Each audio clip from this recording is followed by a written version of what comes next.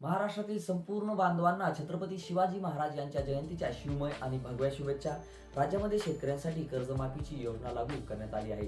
पण तुमची एक छोटीशी चूक तुम्हाला कर्जमाफीपासून वंचित करू शकते किंवा लाखो शेतकऱ्यांना याचा फटका देखील बसण्याची शक्यता आहे.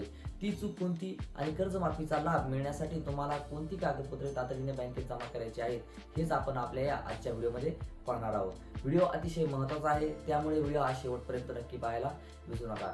मित्रांनो, नैसर्गिक आपत्तीमुळे अडचणीत आलेल्या थकीत आणि नियमित कर्जदार शेतकऱ्यांना दिलासा देण्यासाठी शासनाने कर्जमाफीची प्रक्रिया ही वेगवान केली आहे. गेल्या काही दिवसांपासून बँक आणि विकास सोसायट्यांच्या माध्यमातून शेतकऱ्यांची माहिती गोळा करण्याचे काम देखील सुरू आहे.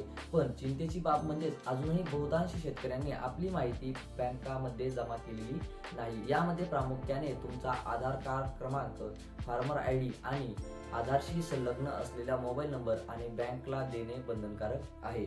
आता ही माहिती तातडीने का द्यायची आहे, तर 23 फेब्रुवारी 2026 पासून राज्याचे अर्थसंकल्पीय अधिवेशन सुरू होत आहे आणि 6 मार्चला बजेट सादरही होत आहे.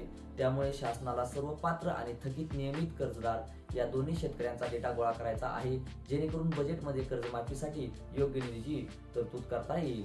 जर तुम्ही तुमचा डेटा वेळेत दिला नाही तर कर्जमाफीच्या यादीतून तुम्ही अपात्र ठरू शकता किंवा तुम्हाला याचा लाभ मिळण्यासाठी मोठी दीर्घाई होऊ शकते. त्यामुळे प्रशासनाने वारंवार आवाहन केले आहे की तुम्ही कर्जदार शेतकरी असाल तर अजिबात गाफील राहू नका. असाच तुमच्या सोसायटीचा सचिव किंवा बँकेचे वसुली अधिकाऱ्यांशी संपर्क साधा आणि त्यांना आवश्यक ती माहिती तात्काळ पुरवा.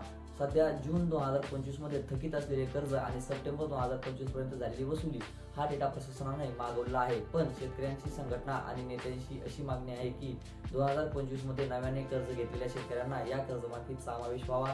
यावरही सरकार लवकरच काहीतरी सकारात्मक आणि दिलासादायक निर्णय घेण्याची शक्यता वर्तवली आहे. मित्रांनो, 23 फेब्रुवारी आणि 23 फेब्रुवारीच्या आत पूर्ण करण्याचे हे प्रशासनाचे उद्दिष्ट आहे. त्यामुळे ही माहिती फक्त स्वतःपुरतीच न मर्यादित ठेवता तुमच्या गावातील, नात्यातील आणि व्हॉट्सअप ग्रुपवरील प्रत्येक बांधवांपर्यंत हा व्हिडिओ नक्की शेअर करा, जेणेकरून आपला कोणताही शेतकरी कर्जमाफीपासून वंचित राहणार नाही. ही माहिती आवडली असेल तर व्हिडिओला एक लाईक नक्की करा आणि शेतीविषयक अशाच माहिती आणि सरकारी योजनांच्या माहितीसाठी आपल्या चॅनलला सबस्क्राईब करा. धन्यवाद. जय हिंद, जय महाराष्ट्र.